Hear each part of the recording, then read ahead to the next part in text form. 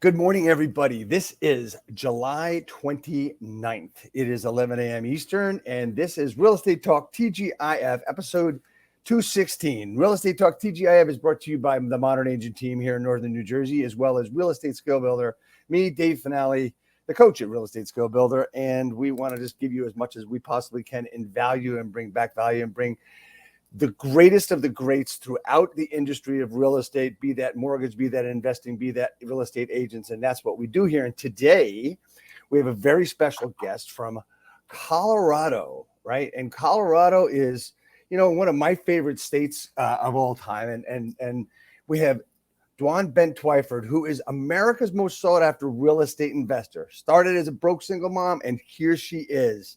Hey, how are you, Dwan, today? How are you? I'm good, Dave. How are you? Awesome. We're going to be right back and get into this conversation of all different kinds of investing and what you've been doing to build your business. We'll be right back as soon as I get this correct. Real estate agent, are you looking to acquire clients consistently so you can grow your business and your income to live a great lifestyle? This is Dave Finale and the RE Skill Builder podcast. Hello. Good morning and welcome. This is, as I said, Real Estate Talk TGIF, episode 216. That's 213 weeks in a row. You can see up that in the corner there. That's great. We're very proud of that. It's over 4 years. And Dwan, one of the things I ask people to start this broadcast, since it is Real Estate Talk TGIF, I ask everybody the same question. What does TGIF stand for? Well, I don't know. I worked in the bar business for a decade. So to me, it's thank God it's Friday. Well, yes. Normally, most people would think that. About 200 people have thought that. Because it's Friday. So. Well, it is Friday, but it's also, thank God, it's finale. That's me, Dave Finale. And here we are. So, thank God it's finale. I love it. So, Dwan, I introduced you as America's most sought after real estate investor. Started as a broke single mom, and you've been fired from Denny's. What's the full story of everything? Tell us your story. Tell us how you got from there at age 30 to where you are today, being able to, have invested in hundreds and thousands and doing thousands of deals. I have done so many deals. Sometimes I look back on the amount of deals I've done. It's hard to believe, like, I did all those deals. But I actually was fired from Denny's. I used to work third shift, which is 10 at night till 6 in the morning. That's when, like, all the bar people come in. And right. It's like, how do you get in trouble in the middle of the night? But apparently, even back in my 20s, I was, they say, insubordinate and always telling people how they could do the job better and telling the owners how they could run the companies better. And I think people didn't appreciate that. So I actually got fired from quite a few jobs. So when I found myself being 30 years old, having a 8-month-old baby and going through a divorce, I was like, okay, well, I definitely have to figure something out now. And I knew I could always go back and, like, wait tables, or I could always go back to the things I had done, but nothing I had ever done was anything I would want to be satisfied with doing for the rest of my life. And I also didn't want to raise my daughter in daycare. I waited till I was 30 to have kids so I could actually be the Girl Scout mom, the brownie mom, the field trip mom, and I could be all those things. So I just found myself sort of with my, come to Jesus moment. Like, am I going to work? Am I going to start something for myself? How am I going to raise this child?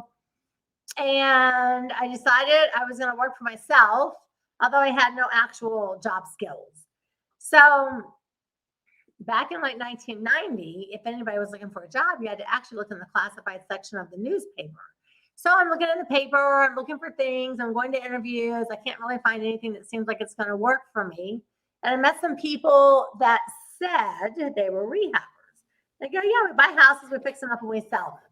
So my mind thought, okay, they buy houses, they decorate them, they sell them. I love to decorate. How hard could that be? I'm going to do that. So I actually bought my very first rehab. I found a rehab and moved into it, lived in it, rehabbed it.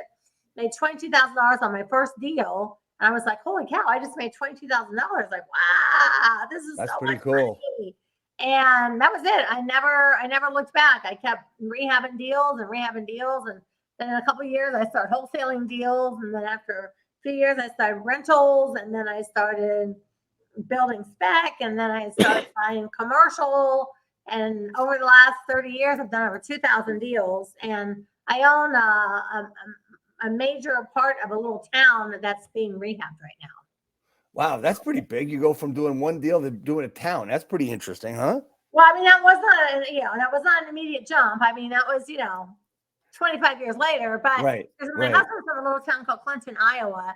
And we always go back there for reunions. And it's got one of those old downtowns on the river. And you just look at it, you're like, oh man, this whole town needs some love. Like someone needs to come in here and like do something with this town. So we found out that they're fully invested in a re-beautification program. And I thought, well, okay, it's an opportunity zone. You get all kinds of crazy tax breaks. Like we could be a part of this. So we bought one building and then we bought two buildings. And then, Bill and I overdo everything and we ended up with 20.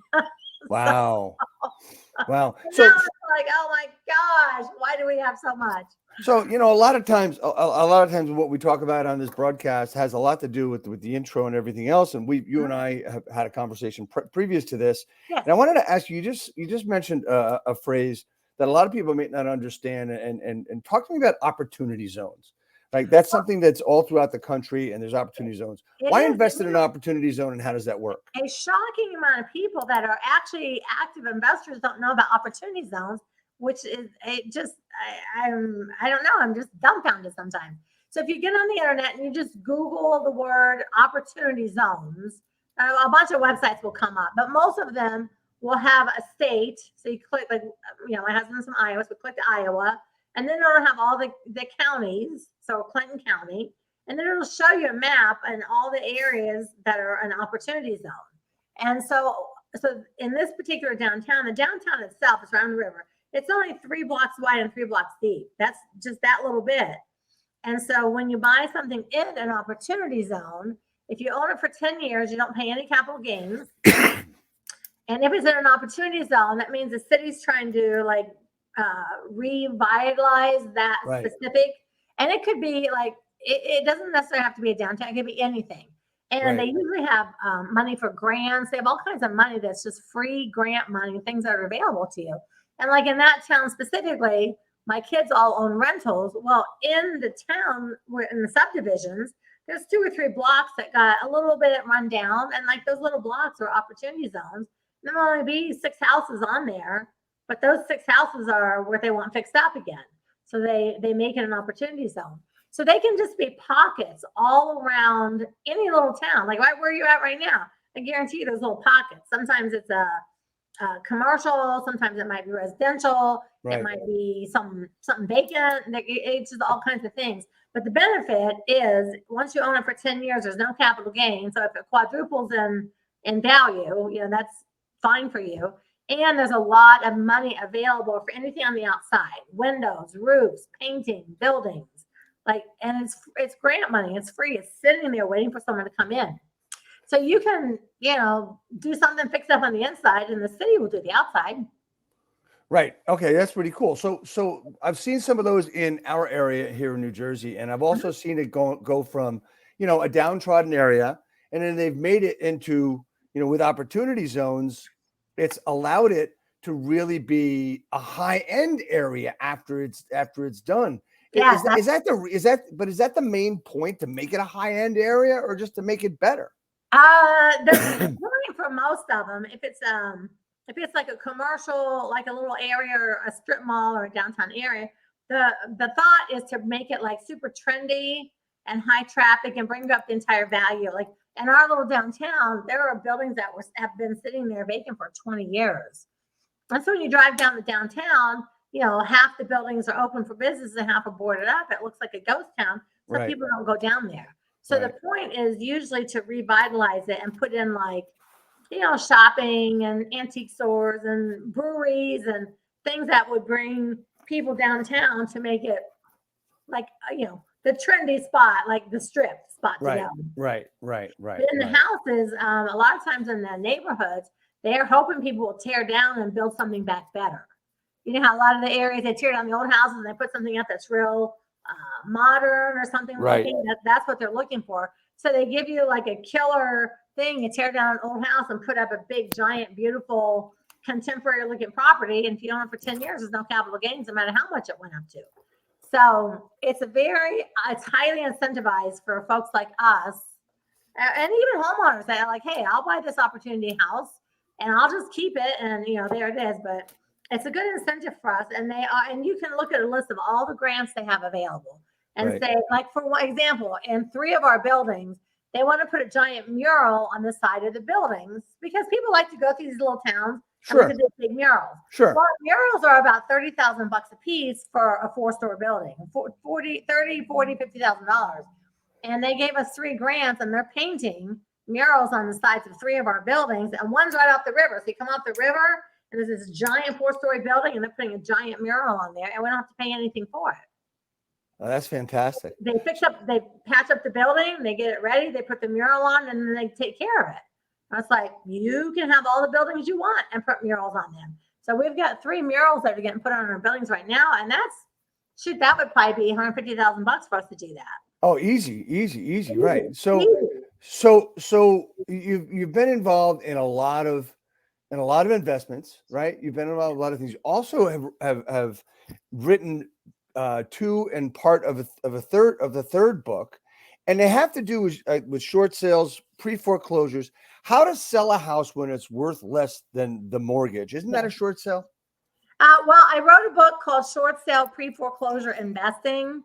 Wiley Publishing contacted me and asked me to write a book on short sales because I'm known as the short sale queen. The short sale queen. There you are. I am. No, it's registered. It's a registered little R next to it. I am the queen of short sales. And so they asked me to write a book. So it's called Short Sale Pre-Foreclosure Investing. And that book did so well. They said, well, would you write one that's geared towards homeowners? Right. So it's about how to sell your house when it's worth less than the mortgage. And that book, I actually wrote it for the benefit of a homeowner who doesn't have an investor to help them out. Their house is upside down and they don't know what to do. And they both did really, really, really well. And then Steve Forbes was writing a book, and it's got multiple chapters in it. And so I submitted a chapter, and I got chosen to write a chapter about real estate investing in a book with Steve Forbes called SuccessOnomics. So talk to me about SuccessOnomics. What did you write in there? What is that book all about? And who's it geared towards? Well, it's geared towards any kind of an entrepreneur. So I think there are like 16 of us, and we each wrote a chapter. I'm chapter 13. I was like, woohoo, lucky 13. There you go. I'm chapter 13. So one guy that wrote a chapter, he wrote about how to franchise a dentist office and make dentist franchises. And people just wrote about different things. I wrote a section. Gosh, I can't even think of what the title of my section is right now. I'm having a moment. But anyway, I wrote in there a little bit about what wholesaling is, what rehabbing is, and rentals. I wrote a little bit about this is what wholesaling means, and here's how you do it. Here's what rehabbing is, and here's what rentals. These are like the 3 main things that people do. And so I wrote a little bit about each one, and put my website in there for people to reach back if they have questions and stuff like that. So I tried to give just some general knowledge because the chapter's only like, I don't know, 3,000. It's big. It's like 3,000 words or something like that. So I tried to put a little bit about the top 3 things. Rehab, fix and flip, and wholesale. Okay, so let's talk about rehabs, fix and flips, and wholesale. Since you brought it up, let's talk about it. So, the number one thing that people should, if they're looking to be an investor in real estate, right? Now, there's all kinds of different investments going on out there. Like, for instance, there's these syndications where guys are coming in and say, hey, look, I'll take your money, and the first couple of years you're not going to get a dime back, and then we'll do some cash out refis, and we'll get you some money later on. And if we ever sell the place, you can get your money back. That's one kind. Yeah. There's also these other investments where you go into a conglomeration where they're going to pay you right off the bat a certain percentage of what you put in, and there's really not much of a hope of you ever getting your main investment out of it. For some people, that's okay. Yeah. Then there's the fix and flip syndicator, who is an individual or a small company in your local area who is actually looking for local investors to help him do, instead of doing 1 or 2 or 3 at a time, you can do 5, 6, 7, 8 at a time, invest with your money and do the same kind of work, make more money. So for the short-term investor, for someone that needs to be able to get a hold of their equity in a relatively quick term, we're talking about the latter rather than the former. Talk to me about where you have started and what you think others should do. Well, it's funny. I don't do any of those syndication things. I don't do any of that stuff. I think just because at this point I have so much experience for myself, I'm like, I'm not going to give someone a bunch of money to sink into an apartment building, and maybe they know what they're doing and maybe they don't know what they're doing. And I'm not against any of that syndication. I know tons of people that do it. I know them personally. I know that people make a ton of money, but you have to have money to get into those. And I mean, I just know for myself, I was like, I'm talking like a dead broke living on credit cards person. And so now that I can look back over the last 30 years, I always tell people, like, tell me what your goal is. Like, if you need cash, if you really need, like, I need cash because I need something quick and easy and that's not scary and it's not over my head, then I tell people, why don't you wholesale first? Just find a house, get it under contract, sell it to a rehabber or a landlord, and make a fee, make an assignment fee, wholesale it, make 10, 20, 30 grand, and you got some money in your pocket now, and then let's talk about what you want to do after that. And then if someone says, oh no, I want to be a rehabber, I'm going to buy a house and fix it up and sell it, then my questions are, first, are you going to be a weekend warrior and work all week and work on your rehab on the weekends? Because if you're going to do it that way, in like 4 weeks, you'll be completely burned out. Because we've all seen that happen. Yep. Yeah, we've all done it too. And if I've done it too. And well, I actually have not, because I always moved into my rehabs. Okay. And rehabbed them and then moved to a new one. I did that for 5 years. And then I started wholesaling, and then I had enough money that I could live at my house and have a couple crews going on. So I've never actually done the weekend warrior thing, but I've seen so many people do it. And they're like, oh no. And the first weekend, they're like, oh my God, we have our new house. We're going to work all weekend on the house. And it's all fun. But by the fourth weekend, they're like, oh my God, we're so exhausted. And then, then the house sits, and then they go every other weekend. And next thing you know, 6 months have gone by. And if they would have just hired someone, they could have had it done in 2 weeks. Yeah, and then they also say, let's just get rid of it. Damn it, the way it is. Screw it. We make anything fine if we don't. Right. And that's someone comes and says, hey, Dwan, listen, I want to rehab. I want you to help me out. My first question is that, are you going to weekend warrior it, or do you have the skills? Are you going to work on it full time? Are you going to hire someone to help you fix it up? And tell me what you're doing. Because if you're going to think that you're going to go every weekend, I'm going to tell you right now, I'm not going to help you with that, because you're going to say this doesn't work. I'm exhausted. You're going to end up selling it as it is, and you're going to lose money. So I'm all for people rehabbing, because we still work on our buildings all the time. We like to rehab. And I'm okay for people to do that as long as they've got a little bit of money and they have someone with the skills, or they have somebody with the skills, and they can really get in there and get it turned over in like 30 or 45 days.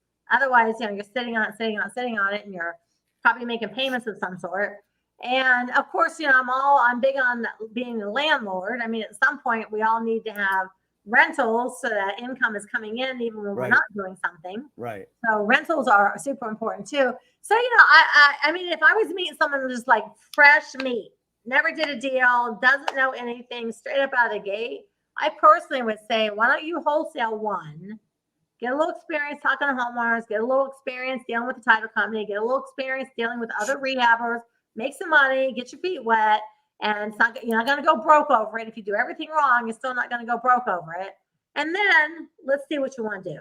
Okay, so we're talking start small, which is wholesaling in your opinion, and I agree with you. But here's the thing, so Dwan, I want to be a wholesaler, and you said, okay, so just go find a home and move it over and sell your contract to somebody else. Yeah, that sounds so easy, but it also sounds so in depth and difficult for the person that is already confused, that doesn't get it. So how do you find homes to wholesale?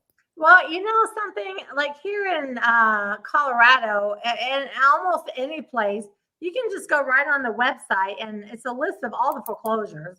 We printed out a list of foreclosures just this past Monday.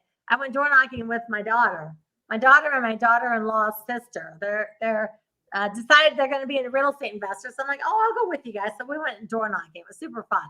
We got four deals in one day. So it was pretty fun. Okay, so you look at the foreclosures and you go door knocking. What's your script? What are you saying?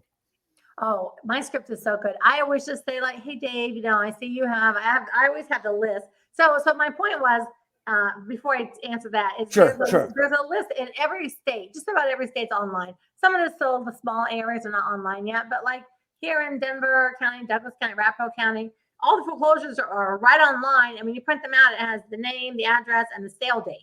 So you can look at people going to sale 30 days from now. And like, if no one has helped them and they haven't solved the problem and they're within 30 days, they would be pretty easy. You can also call those folks. You can send them a postcard. There's a lot of things you can do. And it just depends on, it depends on people's personality. But I mean, for me personally, I've just done this for so long and I started off door knocking. So I just go knock on the door and talk to people. So like Monday, we went to 11 houses of people losing their home within 30 days. And I got 4 people to sign an authorization to release information so I could call the bank and find out some information about them. And 2 of the people are working with us. So we went to 11 doors. We talked to 11 people. We talked to 11 people face to face.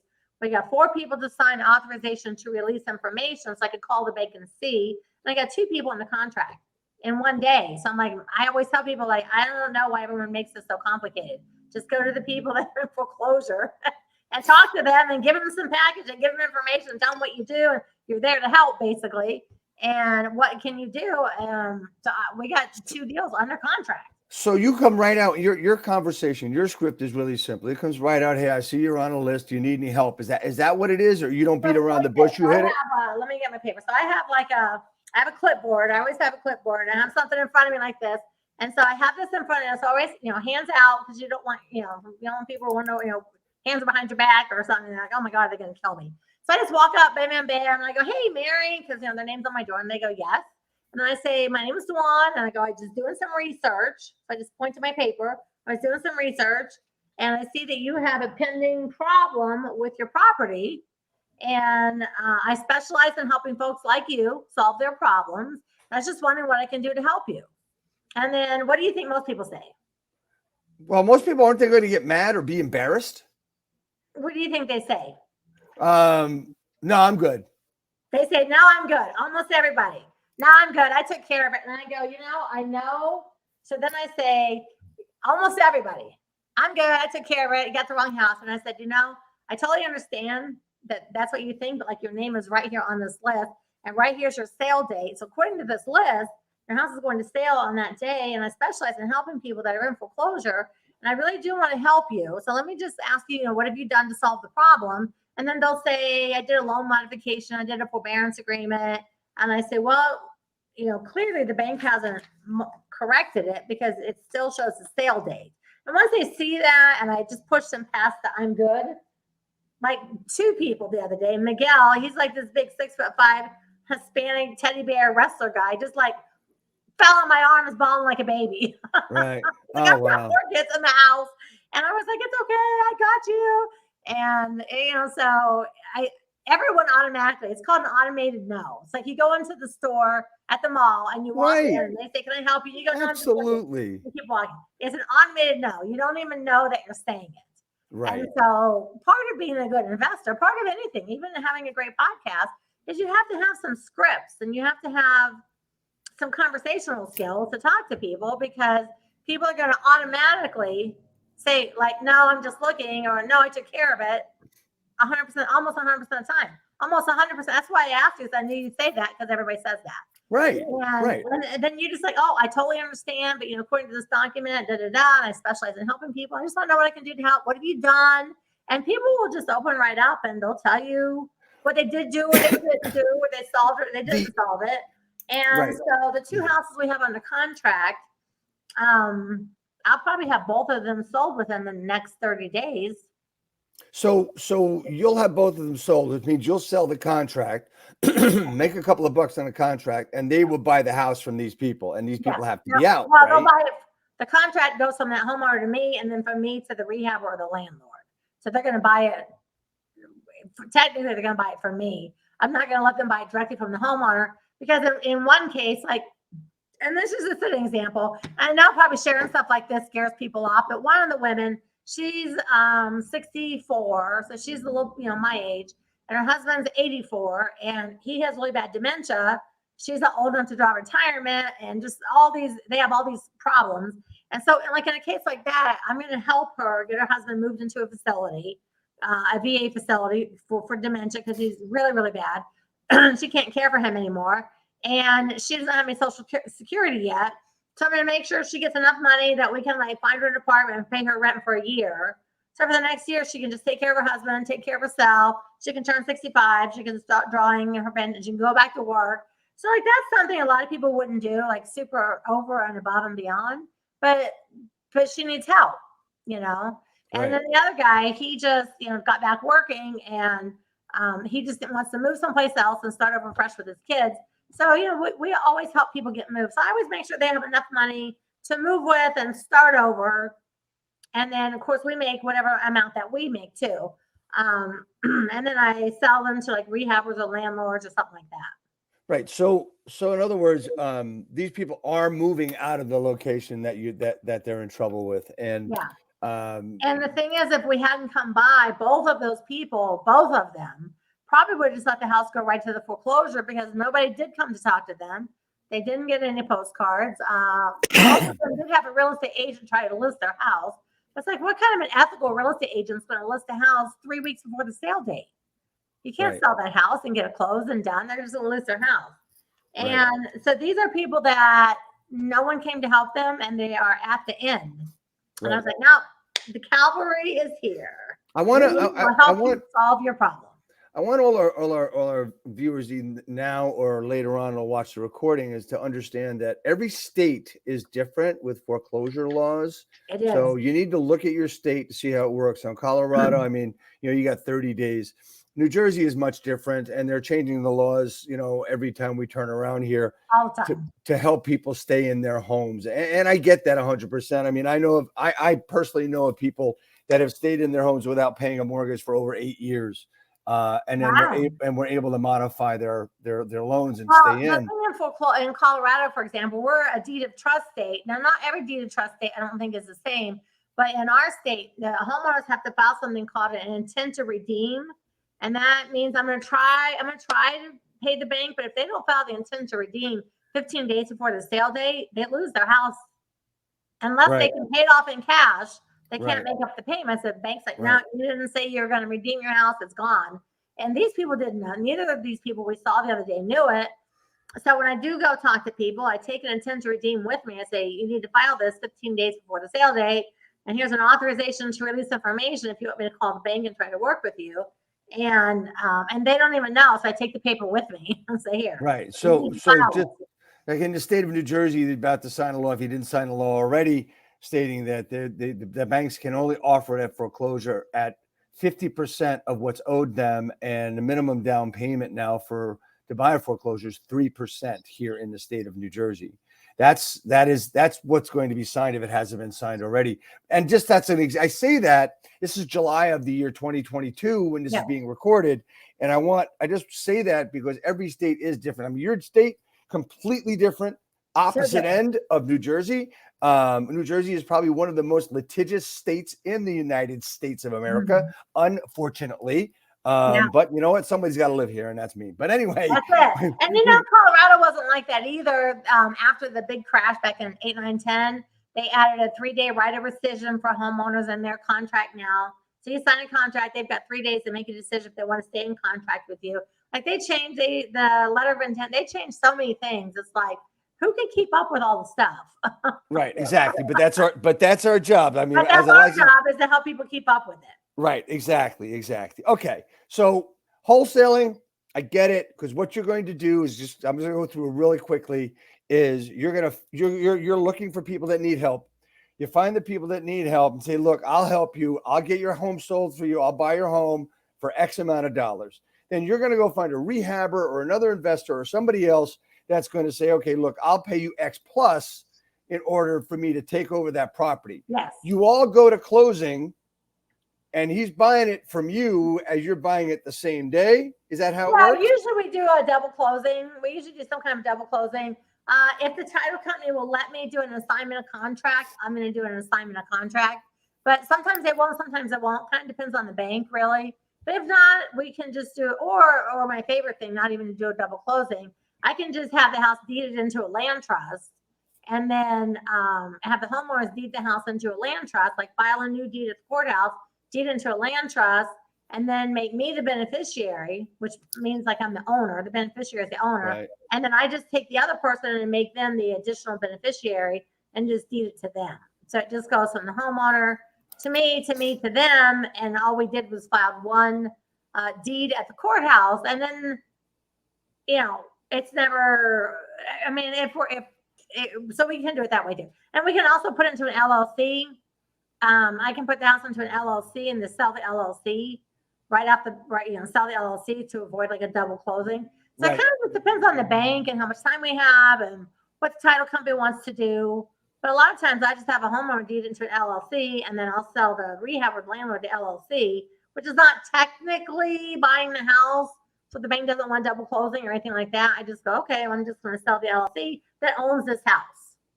Right. And then I it's get just it. it's I a get it. sale, Okay. and it's not a double closing, and we're not all getting killed with closing costs. Right. Okay. So that's great. We figured out the wholesale how it works. I mean, it's probably done the same way in most states. It's just how It's you done the get. same way everywhere. I've done it It's in just how you get to it. 30 different states. It's just how you get to it, right? It's the same. The bottom line is you get a homeowner, you're the middle person, you sell it to somebody else because you're brand new, you don't have any money or something, and that's it. And it's the same thing everywhere. Okay, so let's go to the next step. Now you've gotten some experience in finding homes. You're finding the people that are in trouble, unfortunately, and you're able to convince them to sell their home. But now you find a home that, okay, you know what? I want to fix this house. I want to fix this house, and I want to flip it. Tell me about the intricacies of what you look for, what Dwan looks for in a flip. What are you looking for in a flip? What are you looking for as far as cost? What are you looking for as far as return on investment? Well, on a flip, on a rehab, I figure it should be about I divide it into thirds. So a third should be the value of the house, a third should be the rehab, and a third should be the profit. So that's kind of how I figure it out, because I'm always buying houses that need a lot of work, so they're always going to be below market. So if I have a house and I put this is what the house costs, I put a third in rehab and some profit. So I'm going to put in $25,000 in a rehab. I want to make at least $50,000 back. Right. Over and above, like my 25 plus 50. So if I put in 30 in rehab, I want to make 60 back. So I want to have like a third of it is the rehab, and then like profit.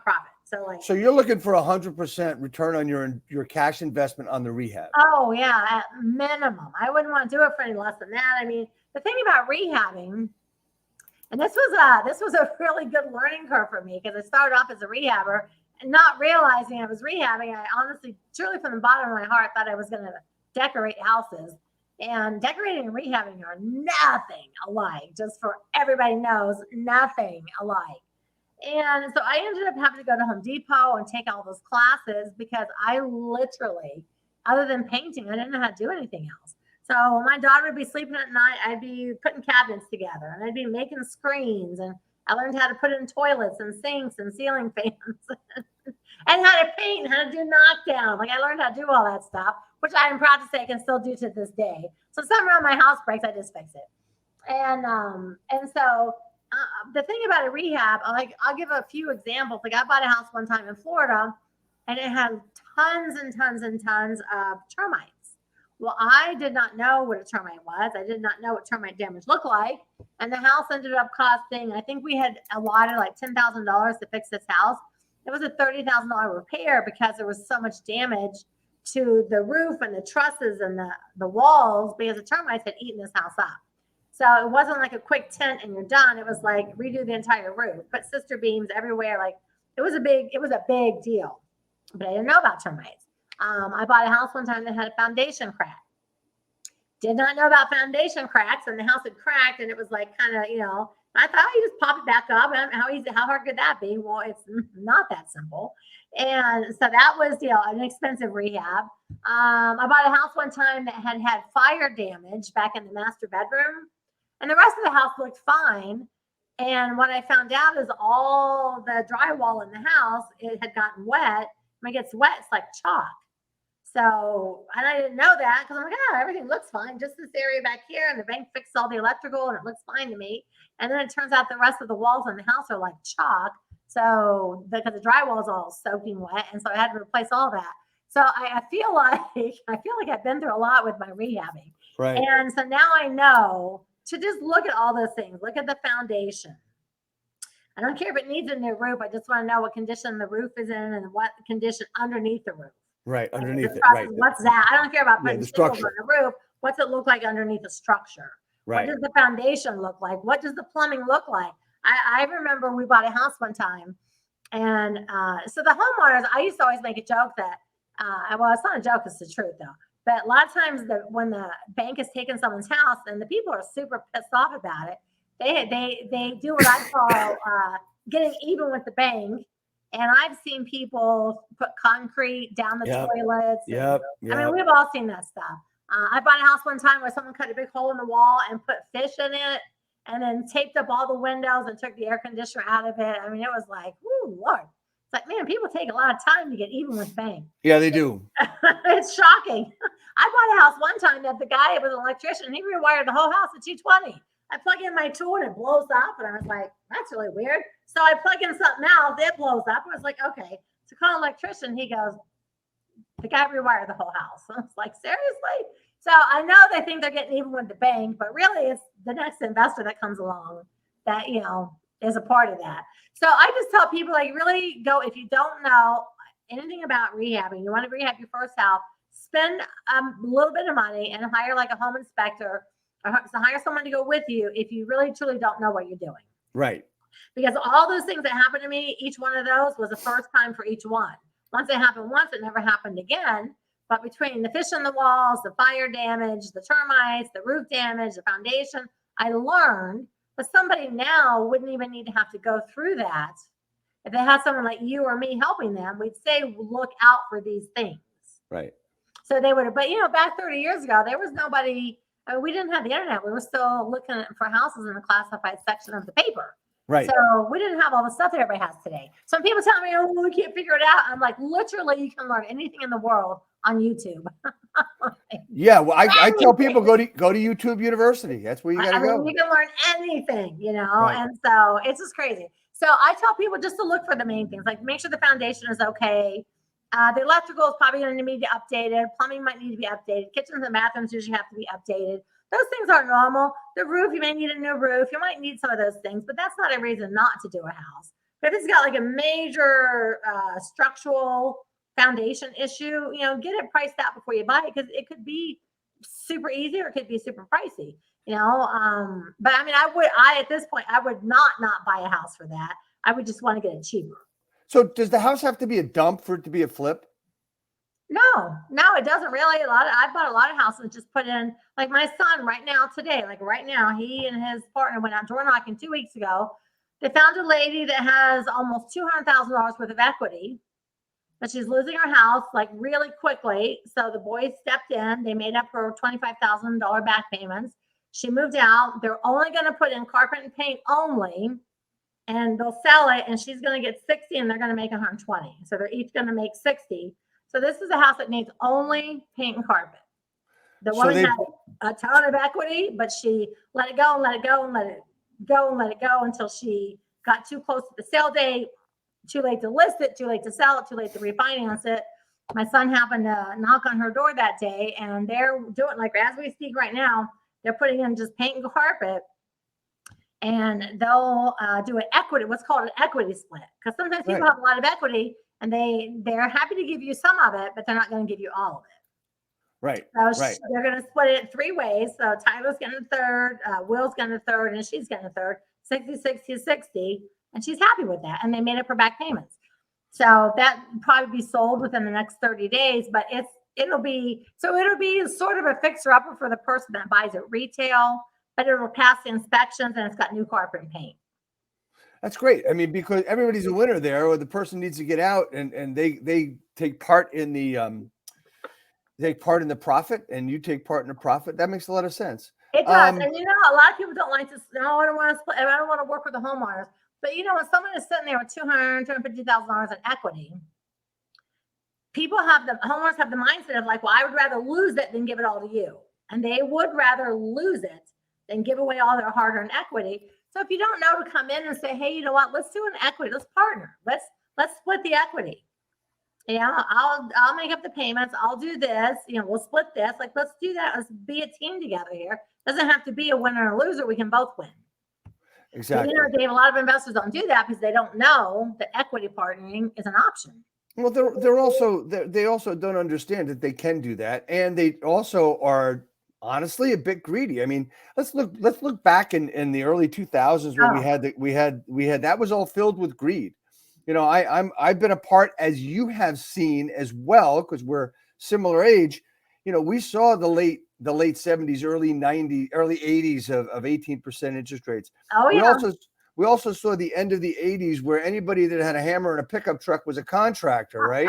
Yeah. And then what happened to the real estate industry both in 2005 and over the last few years, where real estate agents forgot how to do business, forgot what to say, how to say it. Yeah. And now there's going to be a dip in number of agents but there's going to be also a surge of agents that know what they're doing. Knowing what you're doing is very important. And how do you do that? You ask questions. That's all. Just a matter of asking questions.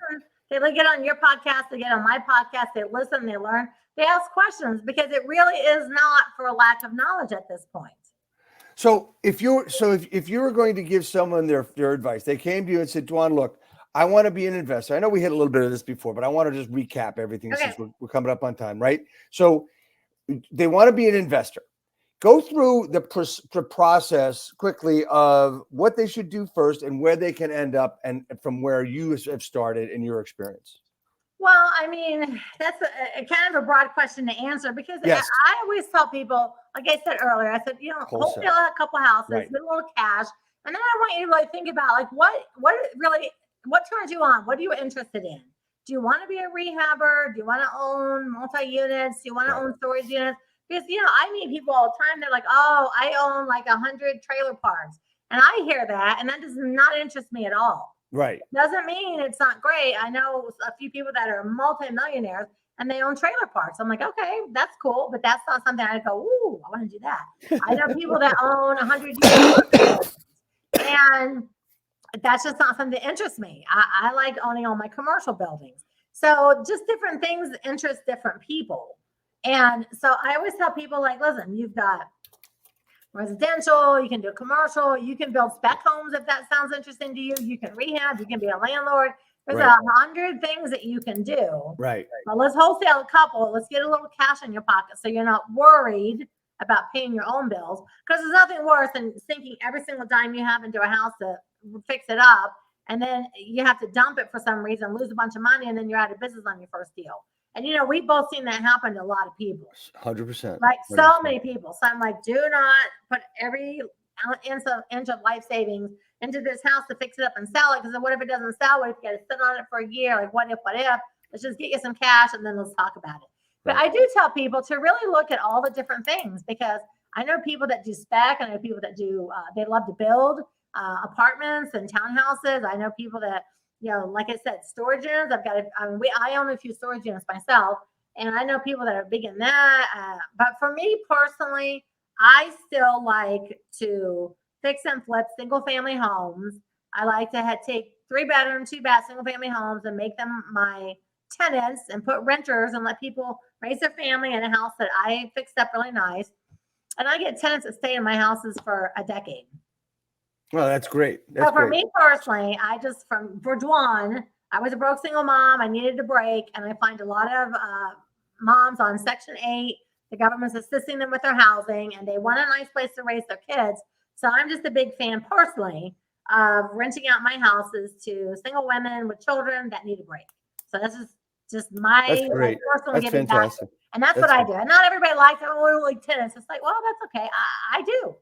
Right. So, I want to thank you so much for the great information and just sharing your experience with us, because what's one thing that the audience really loves is just to see the experience, to see what you've done. If you've gone through the nitty gritty of it, and that's exactly where I wanted to try to bring us today. Nitty gritty. Aside from your your Instagram. Is this the best way to get people contact you? Your website, your email address, and your phone number. Everything's scrolling there on the bottom. My website is dwanderful.com. My Facebook is Dwanderful, and my Instagram is Dwanderful. How can you miss out on that? I'm wonderful. I'm Dwanderful. I'm it's not that so- hard to find. It's so wonderful. So And my podcast is wonderful. It's all Dwanderful. That's wonderful. That's fantastic. And not only that, you have the wait. Let's make sure we get it correctly. It is the most wonderful real estate podcast ever. That's right. There we go. So I want to thank you again for coming on. Just a couple of quick things. Yes. Number one, two more things. One is a question I have for you. How do I, Dave Finale, help you grow your business? Well, how can I help you grow your business? Well, Dave, I guess it honestly would be just letting more people know about me, because I'm really big into teaching and training and educating. And like I have a big heart to take new people and help them grow their wealth. So just exposing me to more people would help me grow my business, because I like newbies. Awesome. And I love newbies. I have a heart for newbies. And so we've got so much great stuff going on here at Real Estate Skill Builder, et cetera. But there is one other thing. You did find out that when people come on the broadcast, they get a hat, and that really pushed you to get on the broadcast. I want the hat. It's the Real Estate Skill Builder logo on a black hat. Dwan, thank you so much for coming on. Dave. I wouldn't have to fix my hair if I had a hat. That's right, exactly. It would have been fine, right? But anyway, just stay on for a second. We're going to go off. Just stay on the broadcast. We'll finish. We'll talk to you in a minute. Everybody, thank you so much for coming on. We got another great show, number 217, coming next week, and we'll see you then.